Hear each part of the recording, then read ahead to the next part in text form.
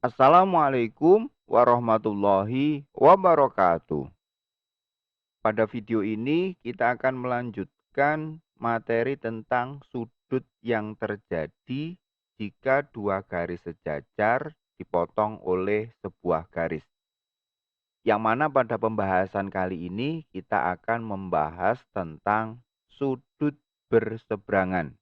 Dan perlu kalian ketahui bahwa sudut berseberangan ini dibagi menjadi dua, yaitu sudut dalam berseberangan dan juga sudut luar berseberangan.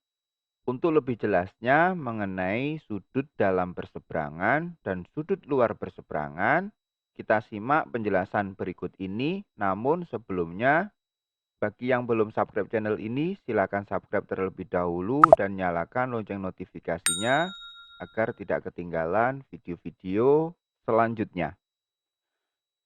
Pembahasan yang pertama, kita akan membahas tentang sudut dalam berseberangan. Nah, perhatikan gambar berikut ini adalah garis sejajar yang dipotong oleh sebuah garis. Nah, sebelum kita belajar tentang sudut dalam berseberangan, kita harus tahu posisi kuncinya. Perhatikan ini, posisi di antara dua garis sejajar ini disebut dengan posisi dalam. Dan posisi yang berada di luar garis sejajar ini disebut dengan posisi luar. Sehingga yang dimaksud dengan sudut dalam berseberangan yaitu sudut yang terdapat di bagian dalam, berarti di sini, serta posisinya saling berseberangan. Dan sudut dalam berseberangan ini memiliki besar sudut yang sama. Jadi kuncinya bahwa sudut dalam berseberangan ini karena namanya dalam berseberangan berarti berada pada posisi dalam, yaitu pada posisi ini. Ya. Kemudian posisinya saling berseberangan. Kita perhatikan di sini ada sudut 3, 4, 5, dan juga 6. Yaitu sudut-sudut yang berada pada posisi dalam. Kemudian kita perhatikan di sini sudut 3, posisinya saling berseberangan dengan sudut 5. Maka sudut 3 sama dengan atau besarnya sama dengan sudut 3. Karena posisi 3 dan 5 ini merupakan sudut dalam berseberangan. Kemudian yang termasuk sudut dalam berseberangan lagi adalah sudut 4 dan juga sudut 6. Karena posisinya berada di dalam dan saling berseberangan. Sehingga sudut 4 dan sudut 6 ini besarnya sama. Misalnya sudut 4 ini besarnya 120 derajat, maka besar sudut 6 juga sama, yaitu 120 derajat. Karena termasuk sudut dalam berseberangan. Nah, inilah sudut-sudut dalam berseberangan, yaitu sudut yang berada di bagian dalam serta posisinya saling berseberangan. Inilah yang dimaksud dengan sudut dalam berseberangan. Yang kedua adalah sudut luar berseberangan. Kita perhatikan gambar ini. Posisinya sama, posisi di antara dua garis sejajar ini disebut dengan posisi dalam, dan posisi yang berada di luar disebut dengan posisi luar.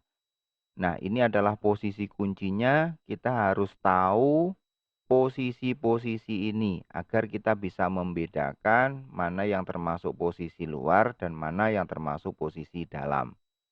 Nah, pada posisi luar di sini ada sudut 1, sudut 2, sudut 7, dan sudut 8. Dan yang dimaksud dengan sudut luar berseberangan yaitu sudut-sudut yang terdapat di bagian luar serta posisinya saling berseberangan. Kita perhatikan di sini posisi luarnya yaitu kita perhatikan di sini sudut yang berada di posisi luar yaitu sudut 1, 2, 7, dan 8. Nah, sudut 1 luar berseberangan dengan sudut 7. Maka yang termasuk sudut luar berseberangan yang pertama adalah sudut 1 sama dengan sudut 7 atau sudut 1 berseberangan dengan sudut 7. Nah, sudut luar berseberangan ini memiliki besar sudut yang sama. Nah, sekali lagi saya ulangi bahwa sudut luar berseberangan memiliki besar sudut yang sama. Makanya sudut 1 besarnya sama dengan sudut 7. Kemudian yang termasuk sudut luar berseberangan selanjutnya yaitu perhatian di sini sudut 2 luar berseberangan dengan sudut 8 sehingga sudut 2 besarnya sama dengan sudut 8.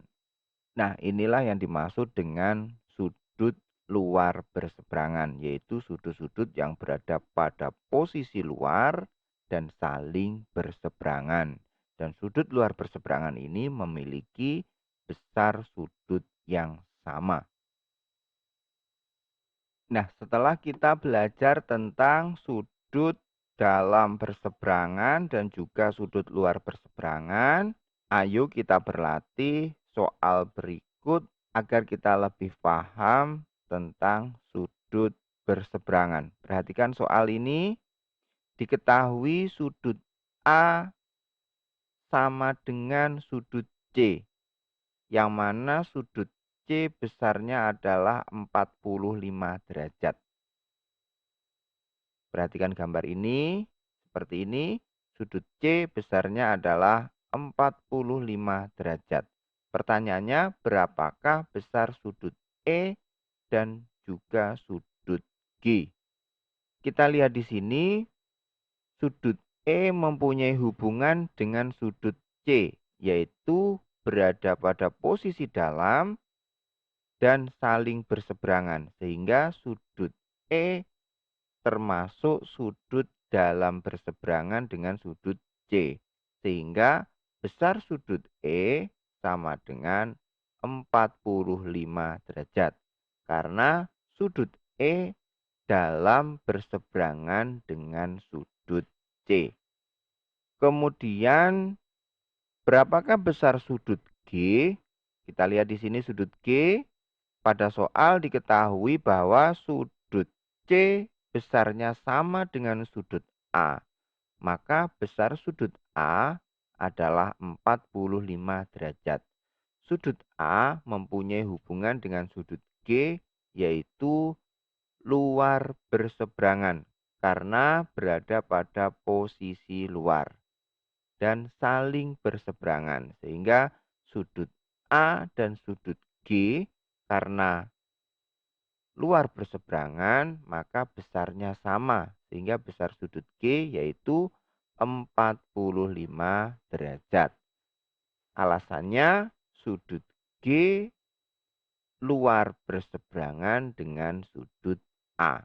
Nah, inilah cara mencari besar sudut yang terbentuk dari garis sejajar yang dipotong oleh sebuah garis. Semoga materi ini bermanfaat.